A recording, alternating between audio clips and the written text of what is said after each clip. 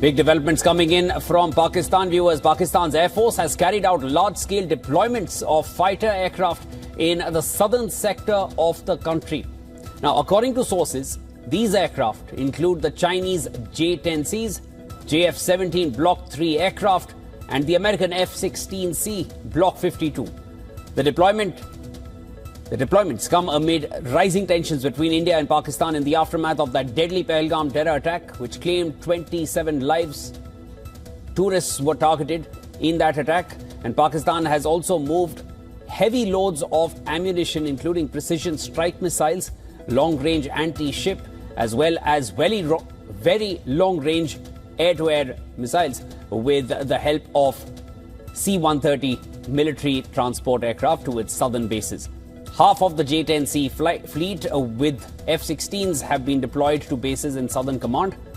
Sources say Pakistan Air Force is undertaking these deployments with a focus on safeguarding the Karachi metropolitan areas and to maintain operational readiness.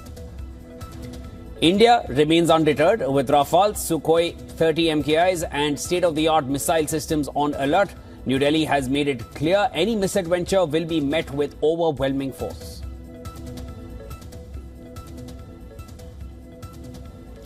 All right, for more on this, we are being joined live by Siddhant Sibal. He's joining us over the phone line. Siddhant, we earlier also carried the news of Zarb-e-Haidari. The Pakistan side is holding air warfare drills again in this southern command region, which is essentially covering restive Balochistan regions and parts of Sindh. And this large-scale deployment of fighter jets in the region, the update which has just come in at this point. How much should one be reading into these deployments and drills as they're being held amid mounting tensions between India and Pakistan? Well, first, we need to understand the ongoing information warfare as well. Pakistani side, of course, is trying to blow a lot of information around, trying to claim that they have some sort of superiority.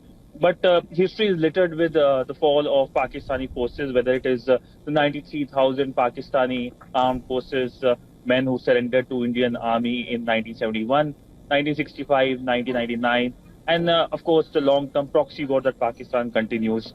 And essentially, we know that while these information have come, we also know that the Indian side is well prepared. And the Indian Prime Minister just a few hours ago, for the second time, reiterated that there will be the harshest response to the terrorists. And that is very clear that there will be a response. And the diplomatic community is being braced for that.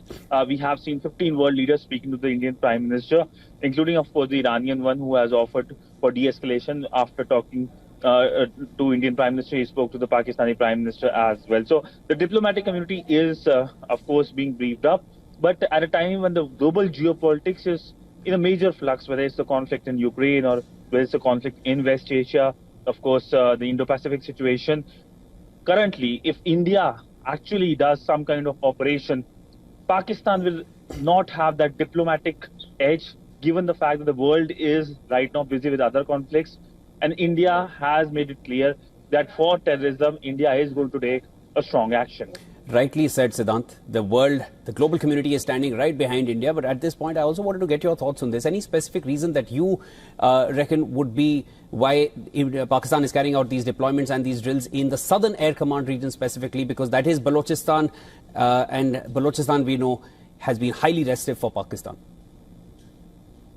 Well, most likely these will be part of the exercises, and these are part of exercises which any country takes on a scheduled manner. In fact, the Indian Air Force is taking an air exercise, which is a scheduled air exercise.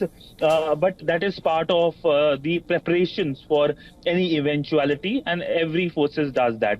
But we also need to understand the cost of the deployment and also the resources where Pakistan is trying to do or put. If the Pakistani side is very keen to have some kind of misadventure, then it will cost it internally as well, because internally the situation has deteriorated in a major way. And for the Pakistani army chief, he of course is seeking some kind of lifeline by of course trying to do some misadventure. So essentially these deployments could perhaps be part of exercises, but we have to wait and watch.